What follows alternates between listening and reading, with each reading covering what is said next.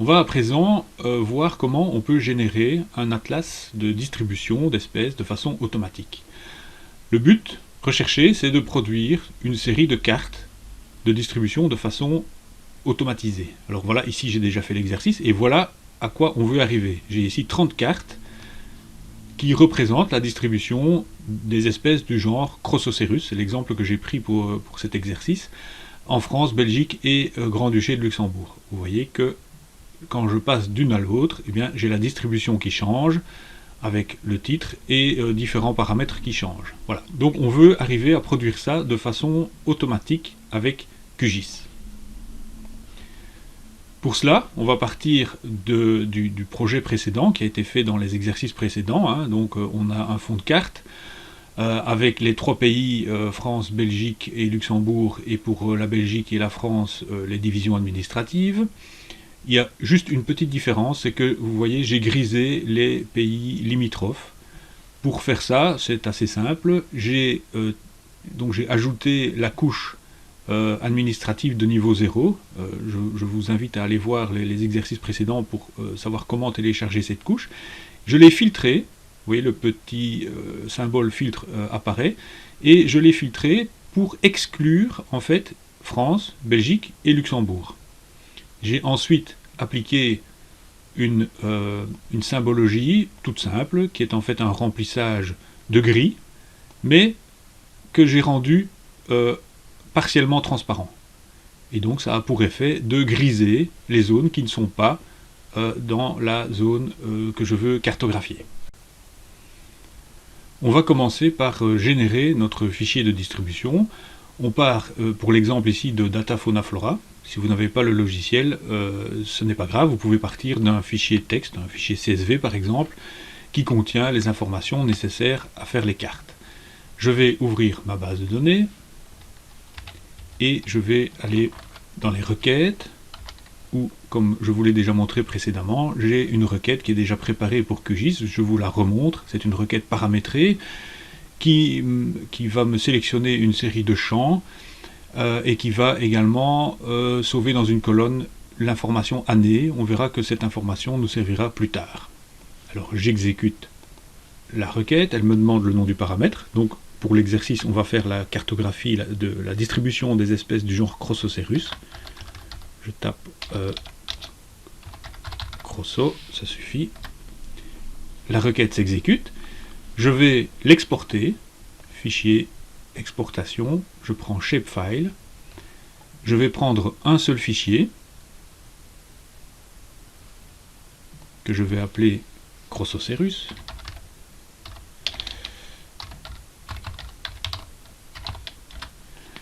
Alors, je veille bien à ce que tous les champs soient sélectionnés dans les champs sauvés, et puis je vais en profiter pour ici utiliser une fonction de DFF qui me permet d'ajuster les coordonnées à la maille, à une maille. Ici je vais choisir la maille UTM de 10 km et je vais prendre comme datum le WGS 84. Donc ça aura pour effet de recentrer tous les points au centre des mailles de 10 km correspondants. Ok, le fichier s'exporte. Je peux à présent quitter DFF et je reviens à QGIS. Je vais à présent ajouter donc cette nouvelle couche sur ma carte. Je vais dans l'explorateur, dossier du projet, et je retrouve cette couche nouvellement produite ici, crossocerus.shp. Il s'agit donc du shapefile qui vient d'être généré. Je le prends, je le glisse sur la carte, et automatiquement, QGIS m'affiche donc la distribution. Vous voyez que les points sont bien centrés sur la maille UTM. Si je fais un zoom, alors vous voyez, comme on l'a déjà vu dans les exercices précédents, que les points, l'unité des points est exprimée en millimètres. On va changer ça de manière à ce que les points soient mieux adaptés à la maille de 10 km. Pour ça, je double-clique sur Crossocerus, je prends le symbole, et plutôt que de dire que les symboles sont exprimés en millimètres, je vais utiliser unité de la carte. Donc pour rappel, la carte, elle est projetée en UTM, donc les unités, ce sont des mètres, et je vais mettre comme taille 9000, autrement dit 9 km. On va appliquer, et on voit que cette fois, les points adoptent une taille correcte. On va en profiter pour changer la symbologie et on va prendre une couleur dans les verts, par exemple ceci. Voilà, je peux revenir au zoom précédent. Hop, ça c'est un peu trop. On va zoomer. Voilà. Donc j'ai ici la distribution de toutes les espèces de Crossocérus. Si je clique sur la table d'attributs, si j'affiche la table d'attributs, on voit que les espèces sont bien ici dans le champ binôme. On voit ici Acanthophorus, Anulipes, Binotatus, etc. J'ai un peu plus de 10 000 lignes avec les différentes espèces de Crossocérus et leurs données qui sont stockées dans cette table. Pour pouvoir générer un atlas, je vais avoir besoin d'une liste des différentes espèces qui se retrouvent dans ce fichier.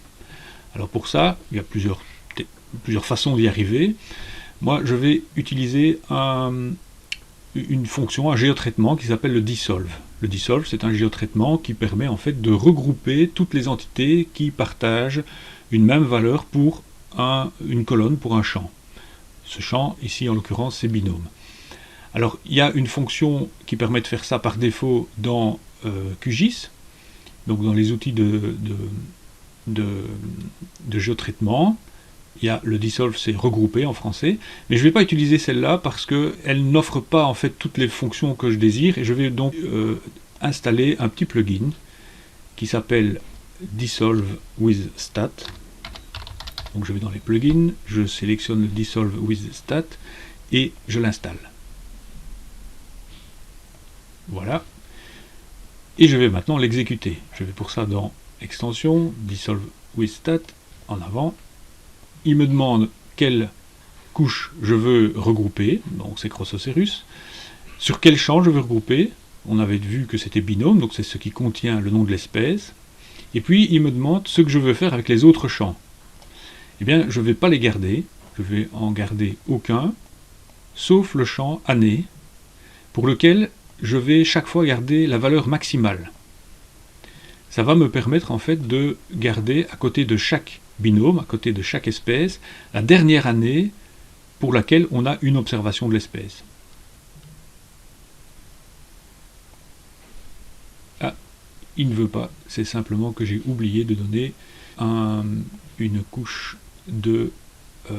d'arrivée. Donc ici vous voyez le output layer, j'ai oublié de préciser. Je vais sauver donc le résultat dans un nouveau shapefile que je vais appeler taxon. Exécuter. Cette couche est ajoutée automatiquement à mon projet. Elle a repris des couleurs dans les rouges, mais cette fois, vous voyez, si je clique sur ouvrir la table d'attributs, je n'ai plus que 30 lignes. Ce sont les 30 lignes qui correspondent à mes 30 espèces de Crossocérus qui constituent mon jeu de données. Et avec pour chaque espèce, la dernière année d'observation. Voilà, on a maintenant tout ce qu'il nous faut pour pouvoir générer un atlas. Je vais masquer cette table taxon, elle va juste nous servir de guide pour l'atlas, mais pas pour l'affichage. Et donc je reviens avec juste la couche que j'ai appelée Crossocérus. Je vais dans le gestionnaire de mise en page, je vais créer une nouvelle mise en page, que je vais appeler Atlas Crossocérus. Alors j'arrive sur une mise en page vierge, je vais ajouter une carte, je prends l'icône carte, je dessine un rectangle, voilà.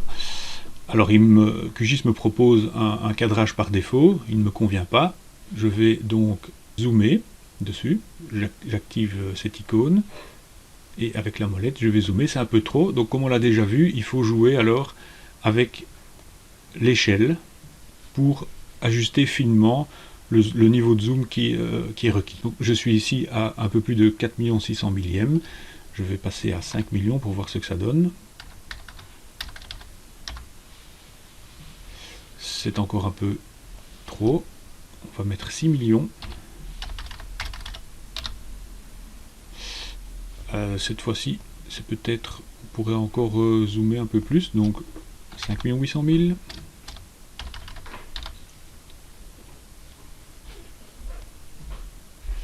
Voilà, ici je suis peut-être un petit peu trop sur la droite. Non, j'active le mauvais outil. Voilà, je vais redimensionner comme ça. Et ici, il a changé mon échelle. Voilà. C'est un peu mieux. Pas couper la Bretagne. On va laisser un espace sur le dessus. Il nous servira à mettre notre titre. On va ajouter une carte pour figurer la Corse. On va la mettre ici, la Corse. Alors, on laisse QGIS réfléchir pour l'affichage. Voilà, on va zoomer. Et on va aller chercher la Corse, voilà. On va essayer de prendre la même échelle. Donc ici, on était à du 5 800 000. On va essayer la même chose.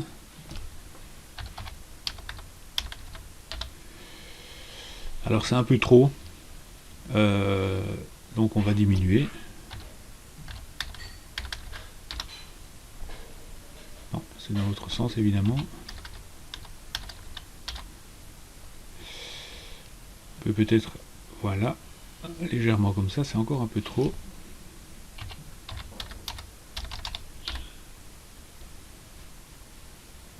Bon, il faut un peu jouer, il faut un peu tâtonner, mais on finit toujours par y arriver.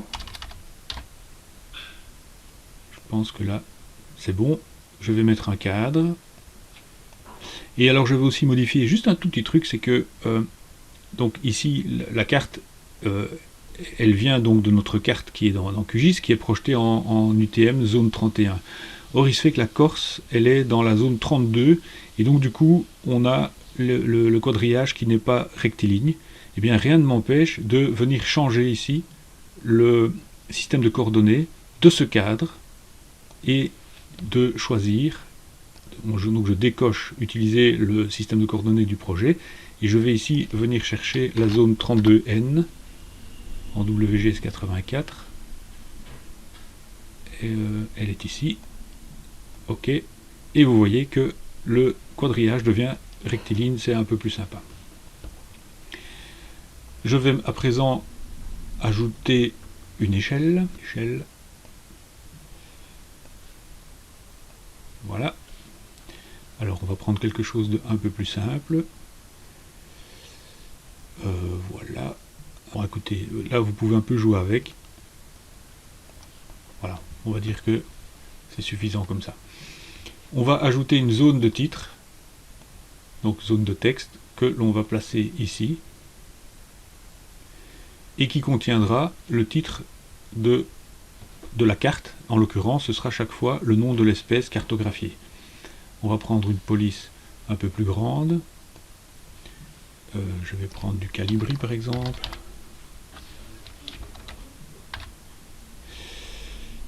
Voilà.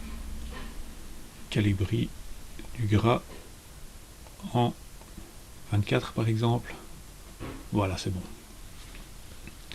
Et on va mettre un arrière-plan blanc. Voilà, donc chaque fois l'espèce viendra se mettre ici. Pour la légende, on verra après.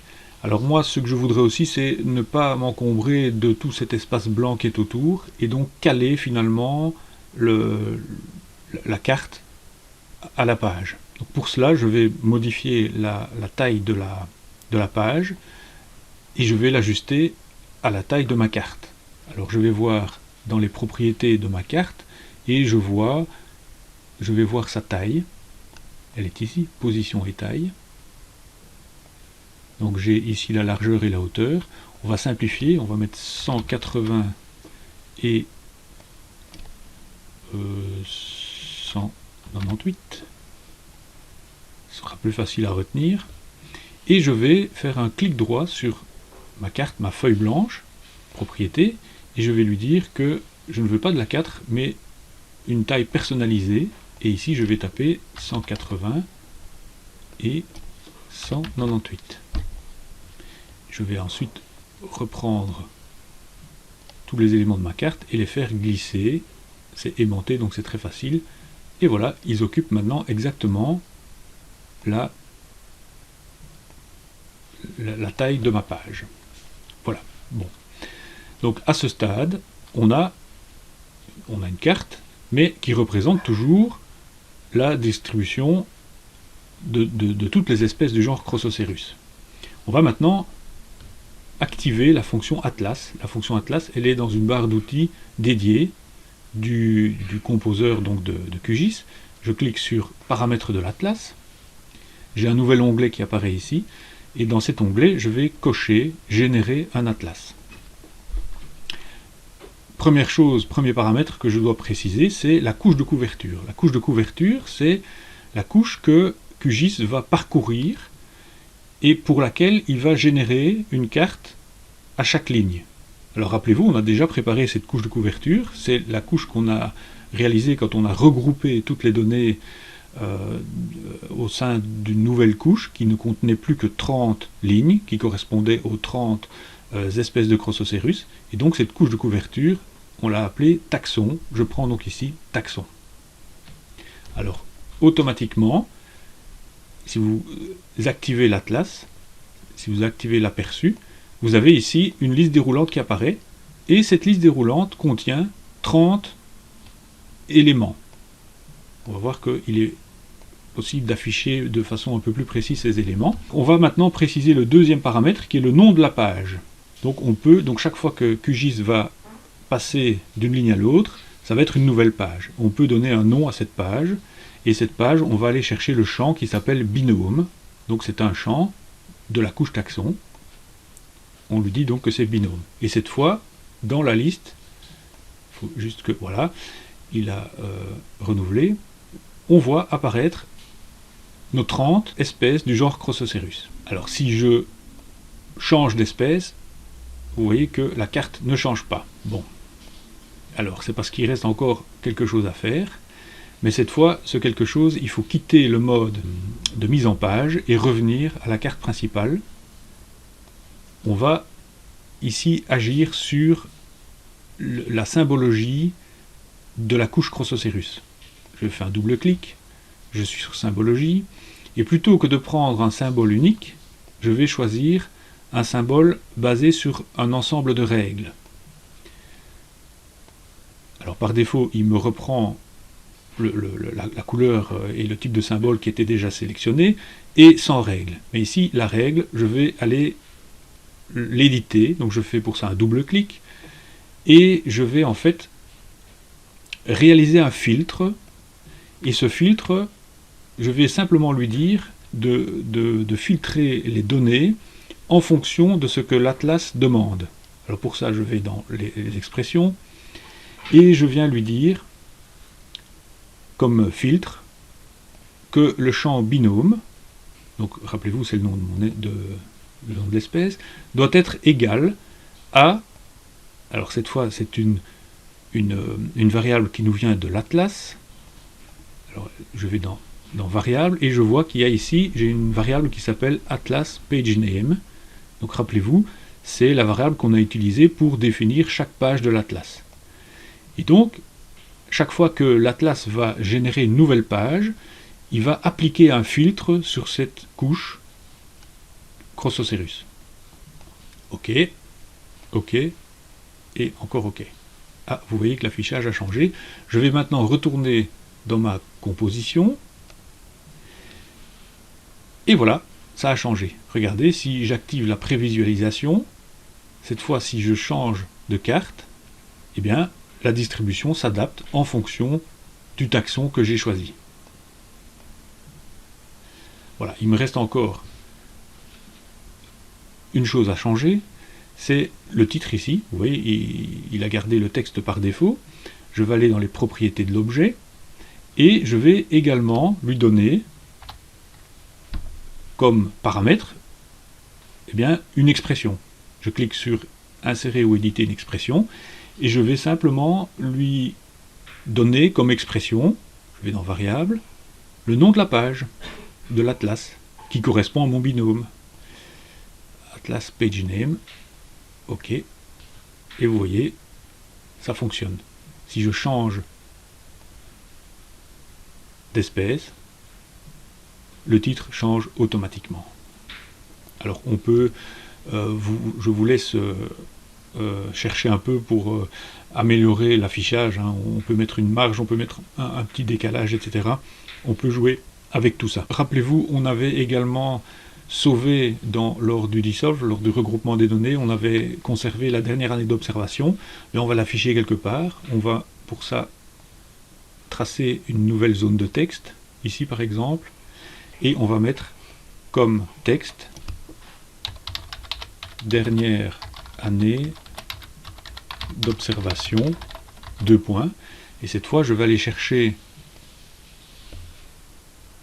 une autre variable qui est dans mes champs et qui s'appelle year, donc c'était l'année de l'observation. OK. Et vous voyez ici pour Chrosocereus et Denny, la dernière année d'observation c'est 2007. Je peux mettre ça où je veux, ici par exemple, et en alignant à droite. On va décaler un tout petit peu. Voilà. Vérifions. Voilà, vous voyez que ça change en fonction de l'espèce qui est sélectionnée. Je peux à présent, j'ai tout ce qu'il faut pour sauver mon atlas de façon automatique. Alors pour faire cela, je clique sur une des icônes qui est dans cette liste-ci, soit en tant qu'image, soit en tant que fichier SVG ou en tant que PDF. Faisons-le en PDF. Alors, avant de le faire, je fais un annuler, je vais retourner dans les propriétés de l'Atlas. Il y a quand même une option qui est importante, c'est que quand c'est possible, on peut dire à QGIS d'exporter dans un seul fichier. Alors pour le PDF, c'est en effet possible, et donc si cette case est cochée, QGIS va exporter tout mon atlas dans un seul fichier. Alors allons-y, donc en PDF, et je vais l'appeler Atlas Chrosocereus, enregistrer. Je prends les valeurs par défaut, et là on va laisser QGIS travailler, et vous voyez ça progresse, et on se donne rendez-vous dans un instant. Voilà, QGIS vient de terminer après quelques minutes de travail, et vous voyez j'ai ouvert le fichier PDF qui contient donc ce fameux atlas. Il contient 30 pages, normal, ça correspond aux 30 espèces du genre Chrosocereus, et quand je passe d'une page à l'autre, bien vous voyez que j'ai mon atlas qui est généré de façon correcte. Je suis en PDF, ça veut dire que je peux zoomer et que je vais conserver une bonne qualité d'affichage, puisque je suis avec essentiellement du vectoriel. Alors pour tout ce qui est épaisseur de ligne, etc., couleur de symbole, mais là il faut parfois un peu tâtonner parce que le résultat en PDF n'est pas exactement le même que ce qu'on peut prévisualiser dans QGIS, mais en général c'est quand même suffisamment bon. Après 1 ou 2 essais, on arrive à la bonne solution. Donc voilà une chose de faite. On va maintenant raffiner un peu et on va voir comment générer le même atlas mais en distinguant 2 périodes, avant 1950 et après 1950. Pour ça, je retourne dans ma carte, donc dans QGIS, et je vais filtrer ma couche Chrosocereus. Je fais un clic droit, filtrer, et je vais mettre comme filtre année supérieure à 1950. Alors je fais OK. Le petit symbole filtre apparaît. Je n'ai donc, pour cette couche, je n'ai plus que les données qui datent d'après 1950 qui sont affichées. Pour afficher les données qui vont jusque 1950, je vais dupliquer la couche. Je fais donc copier, et puis ici dans la zone, je fais coller la couche. Je la remonte. Hop. Je vais changer son filtre, je clique sur le petit filtre, et cette fois, au lieu de inférieur à 1950, je fais inférieur ou égal à 1950. Ça me permettra de ne garder que les données qui vont jusque 1950 y compris. Je vais bien sûr changer le symbole de cette couche. Je double-clique et je viens prendre comme symbole. Voilà, il faut agrandir un petit peu. Je vais prendre un symbole simple, hein. On ne va pas se compliquer la vie, et on va prendre par exemple l'étoile, et on va changer la couleur, voilà, la couleur, et je vais prendre ceci par exemple.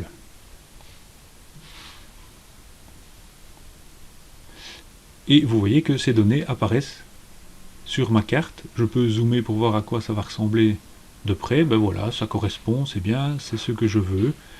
Et les étoiles vont venir se superposer au rond, puisque cette couche est au-dessus, dans ma table de matière, elle est au-dessus de la couche des points verts. Alors, je peux également aller vérifier que ma règle est toujours bien là, donc j'ai ma règle binôme égale Atlas PageName qui est toujours bien là. Ça veut dire que ces deux couches, puisqu'elles ont la même règle, seront toutes les deux filtrées lorsque l'Atlas sera généré. Peut-être que ce que je peux faire aussi, c'est renommer ces couches pour qu'elles soient plus parlantes, et donc plutôt que de l'appeler Chrosoceros, je fais F2, et je vais l'appeler depuis 1950. Et là, je vais l'appeler F2 avant 1950. Et pour encore plus de lisibilité, je vais les sélectionner avec la touche Shift. Je fais un clic droit et je vais les regrouper. Grouper la sélection. Et la sélection, je vais l'appeler Chrosoceros. C'est plus clair. Je peux à présent retourner dans ma mise en page Atlas. Vous voyez, elle s'est mise à jour automatiquement. Donc j'ai les symboles étoiles qui s'affichent. Si j'active la prévisualisation et que je change d'espèce, vous voyez que ça s'adapte également. Voilà, c'est parfait. Il me reste encore une chose à faire, c'est d'informer le lecteur de la signification de ces symboles. Pour ça, je vais cliquer sur Légende et je vais tracer la légende, par exemple ici. Alors on a déjà vu ça, on a vu que par défaut QGIS m'affiche les légendes de toutes les couches. Pour éviter ça, je vais aller dans les propriétés de la légende, je vais décocher mise à jour automatique et je vais enlever tout ce qui ne concerne pas mes deux symboles.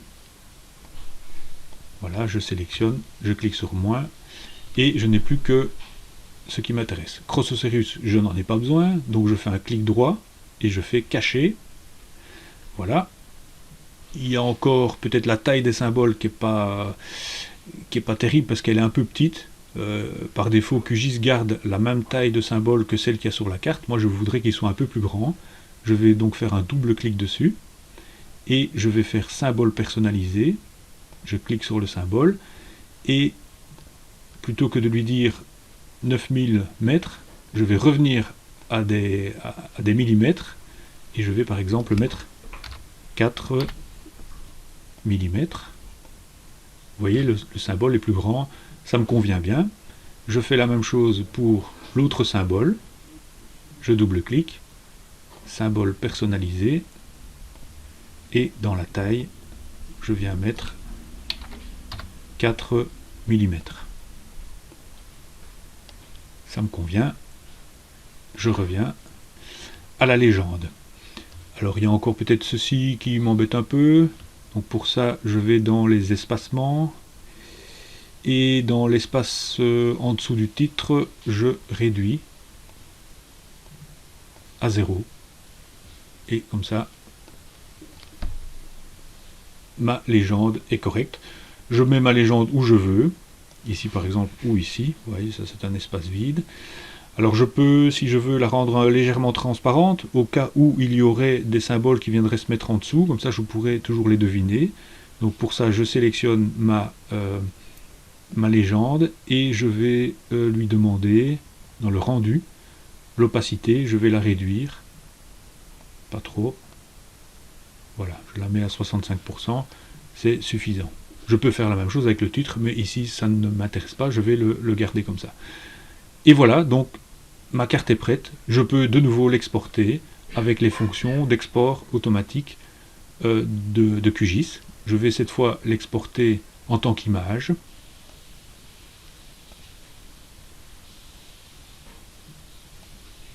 Voilà, QGIS a terminé l'export. J'ai ici tous les fichiers qui ont été générés.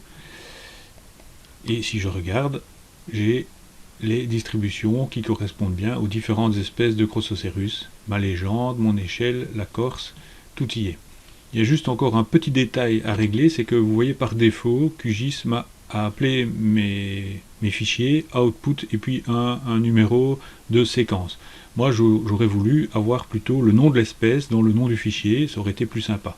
Et bien pour ça, c'est pas très compliqué, il faut aller dans les propriétés de l'Atlas et dans l'expression de sortie, donc il faut décocher exporter en un seul fichier si possible, et plutôt que de prendre la valeur par défaut, on va juste venir ici lui donner comme variable eh bien, le nom de la page de nouveau, Atlas Page Name, je supprime le reste,